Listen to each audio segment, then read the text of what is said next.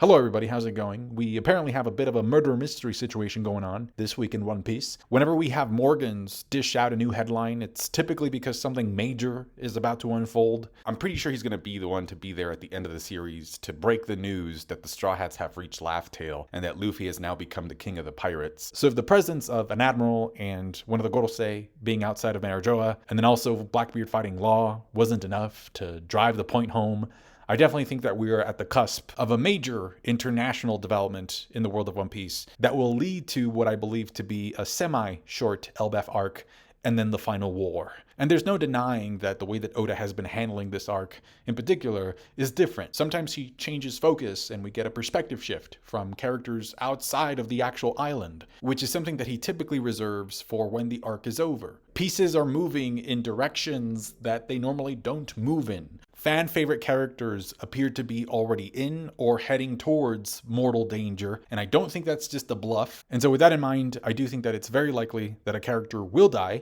and I have a pretty good idea, pretty good sense of who it's going to be, at least who the first one might be. So I'm going to talk about that. I'm going to use something that Oda said in the past to support that claim. So I'll be going over the impact and implications of that death and what it could do for the story. And I have to do it here and now in this video because, as this very same chapter says, something really big is about to go down in Egghead. And speaking of large-scale momentous events, Luffy just became a Yonko last night in the anime by replicating the sky-splitting technique against Kaido. The scene contains some pretty neat sound work, but I find it kind of annoying that they showed Luffy powering up like a Super Saiyan by the end, because One Piece doesn't have to be Dragon Ball.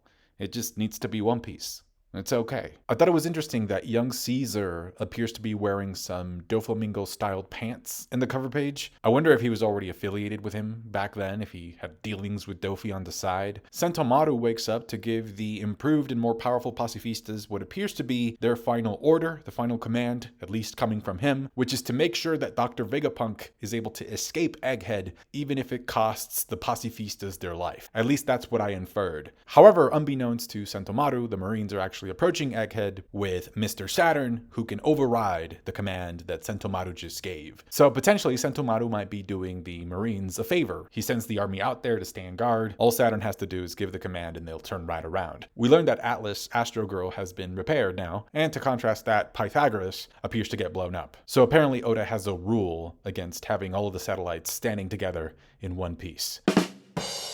Meanwhile, Lilith is nowhere to be found, and I find that to be so suspicious and so noticeable and so obvious that I'm beginning to think that she's innocent. So at this point, if she in fact turns out to be the traitor, that would kind of suck the fun out of the mystery. And speaking of potentially shady people, a really great point that some of you have raised is, where is Caribou? Because the last time we saw him, he was kind of upset that Zoro kicked him out of the ship. Actually, he was very upset. And because of his Logia powers, we know that he has infinite storage room. So is it possible that Vegapunk's disappearance is because Caribou absorbed him? Could it be that Caribou kidnapped Vegapunk and is planning on meeting up with that person that he keeps bringing up, that he wants to gain favor with? Because if that's the case, then this person that Caribou really admires is not only going to gain the smartest mind in the world, but he's also going to gain information on Pluton and Poseidon. So imagine Caribou showing up at this guy's door and knocking and saying like, hey, let me in. I got Vegapunk with me and information on 2 of the ancient weapons. Now, another reason for why this whole scenario implicates Caribou automatically is because Shaka says that they're having issues with the surveillance system, because some of the monitors are not displaying what they should be, because some of the Dendenmushi have been taken out. And so if you remember back in Udon, Caribou was an expert in figuring out and understanding how the surveillance system of the prison worked. He even tells Raizo that if he absorbs the snails into his body, into his slime swamp body, the snails won't be able to transmit anything. So I think it's really going to come down to what Caribou wants to get out of the situation, because if he just wants a ride out of Egghead, the Straw Hats can give him that in exchange for Vegapunk. I don't think that's that big of a problem. But then if he ends up getting captured by the Marines, that can be a problem, because he has, like, you know, top secret confidential information, plus the guy that the Marines and the government want to kill. And to be honest, I'm also beginning to suspect Shaka a bit in this as well, because he has eyes on everything, and he's explaining everything to the Straw Hats and to the reader. And so in a way, the reader is sort of forced to believe everything that Shaka is saying. So I'm wondering if that could be a trap, that because we're sort of forced to believe in the accuracy of Shaka's words and explanations, that we might not even suspect him because of that. Also, he's the one who tells Pythagoras where to go next, and he ends up walking right into an explosion. Then again, we also know that Pythagoras' head is detachable from his body, so maybe he found a way of surviving that. Now, the bubble shields that these Mark III Pacifistas are using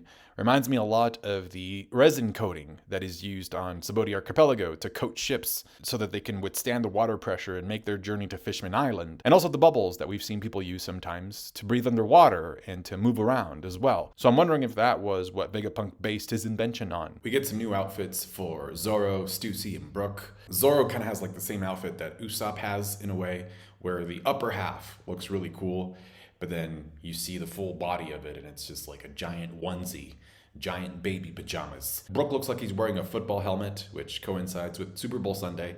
And then Stussy, see, the thing about Stussy and Nami's outfits is that I don't know if they're wearing pants or not. I think it's likely that they're not, but if you look at that panel there with Stussy, I think that if her legs were bare, we would see some indentations, some lines to indicate her knees. And we don't see those lines on her knees. I'm sure the anime or a volume cover will be able to clear things up for us by giving us color. Not that it really matters. I just find it fun to speculate about who and who isn't wearing pants. I like how in the official translation, when Zoro is about to go find Vegapunk, he says, "We're looking for some old guy with his head chopped in two, you said, right?" That's what would register in Zoro's mind, the fact that Vegapunk has his head split in two, right? Cut in two. And then when he's asked to stay behind, Robin says, "Be a good boy. Be a good boy, won't you?" With a heart emoji.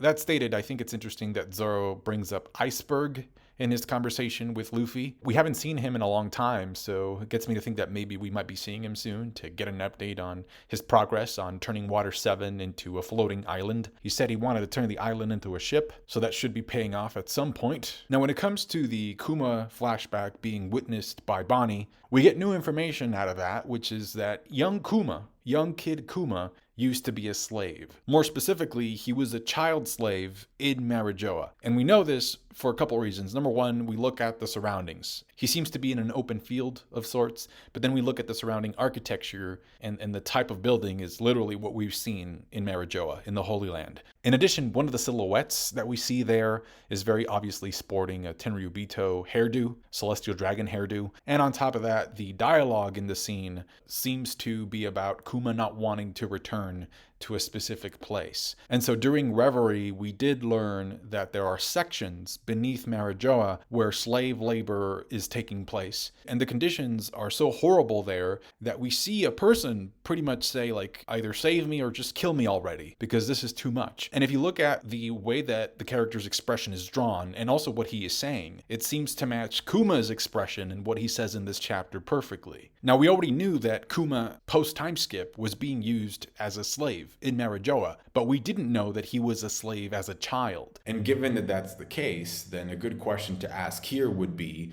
then if he was a slave as a child, how did Kuma become a king? And not just any king, but a tyrannical king, quote unquote, of a country or of a kingdom that is recognized by the world government.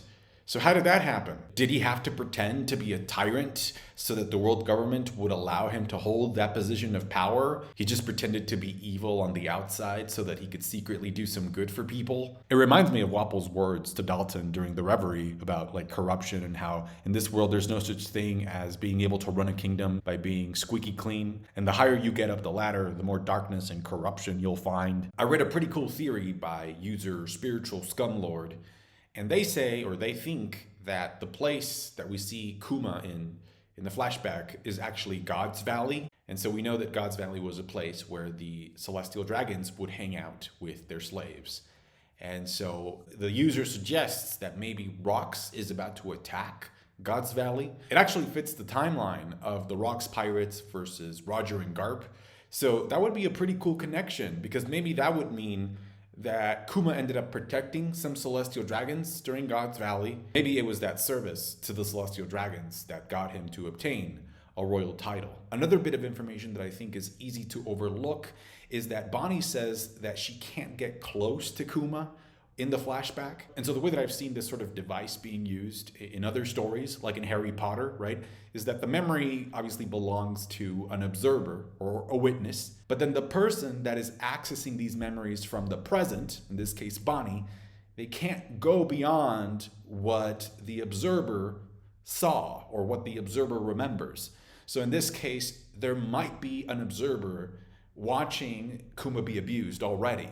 We just need to learn who it is. Well, and then also she can't really get close enough to Kuma to interact with him or anything, because if she were to do that, then she would be changing the past. So again, a good question here would be, whose perspective are we seeing this flashback from? Now, I think it's pretty obvious that the person who calls Morgans up to leak the information that the world government is thinking about killing Vegapunk is actually Stussy, because they seem to know each other to some degree during the tea party. They were spending some time together. And during the last time we saw Morgans, we learned that Wapol was trying to get in contact with him because he had some juicy information. He wanted to leak something that had happened at the Reverie that nobody else knew about. So, from what we already know, King Cobra was assassinated. We still don't know who it was that killed him, but we do know that currently Sabo is being framed for the murder. We also know that Imu was aiming for Vivi, and according to chapter 1054, after King Cobra was assassinated, that's when Vivi went missing. Now, Kinderella, Wapol's wife, is missing from this scene, so it might be that she also had something to do with the incident. So if we put two and two together, I think the obvious conclusion is that Wapol witnessed the assassination of King Cobra, or he might have witnessed something else that compromised him to the point of being forced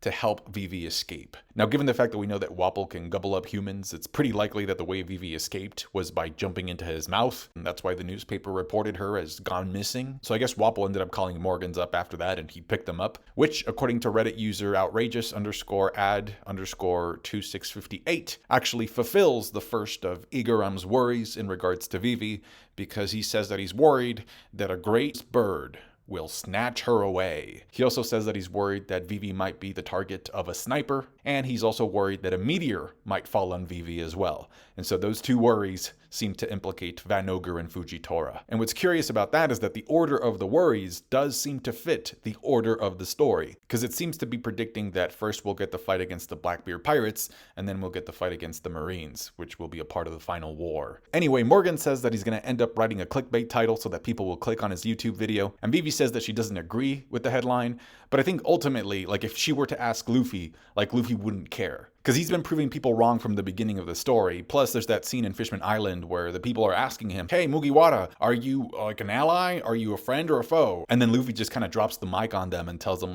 you decide. And that's what confidence looks like. And it reminds me of that scene in Whole Cake Island where Big Mom is angry. She's saying if Lola had just married Loki, I would already be king of the pirates. And then Luffy just says, that's a pretty boring story. Because she's blaming other people for not being where she wants to be. And though I must admit that Luffy's words to Big Mom have a lot more weight to them before the Nika fruit reveal, before we found out that he had actually eaten Joy Boy's double fruit, the point still stands that if we just sort of focus on blaming other people for what they say or what they do or don't do, that keeps us stuck. It kept me stuck for a long time. That's why I'm sharing this now. And there's always going to be things that appear overwhelming that are outside of our control, that we have no control over. So I think ultimately it just comes down to figuring out, okay, what are the things that I can control? What are the things that I can actually do something about? And then just doing what we can to get to where we want to be. All of this to say that apparently Luffy's going to be blamed for kidnapping Vegapunk, just like Sabo is being blamed for killing King Cobra. And I doubt that's going to end up phasing either of them, because they're just going to end up doing what they want to do. Okay, so now it's time to talk about the likely possible upcoming character death that was sort of spoiled or accidentally revealed by a fan some time ago. So this whole thing goes back to a question that appears in volume 59. It's actually one of the best volumes in the series. So it's an SBS question from a fan named Shanku's Love. And Shanku's Love says, Odachi, I just realized something amazing. When you convert the Japanese names of the devil fruits eaten by the Straw Hat crew, their numbers actually can go from 1 to 10. The numbers for Chopper's devil fruit, the Hito Hito no Mi, are 1 and 10. Hito. Brook has the Yomi Yomi no Mi, so his numbers are 4 and 3.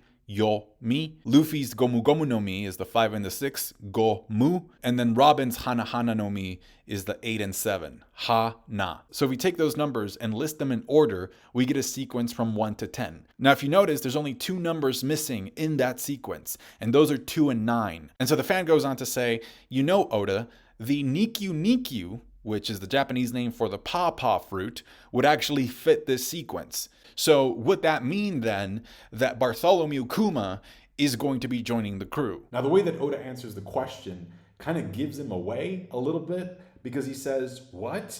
That really surprised me. Why am I surprised? No comment.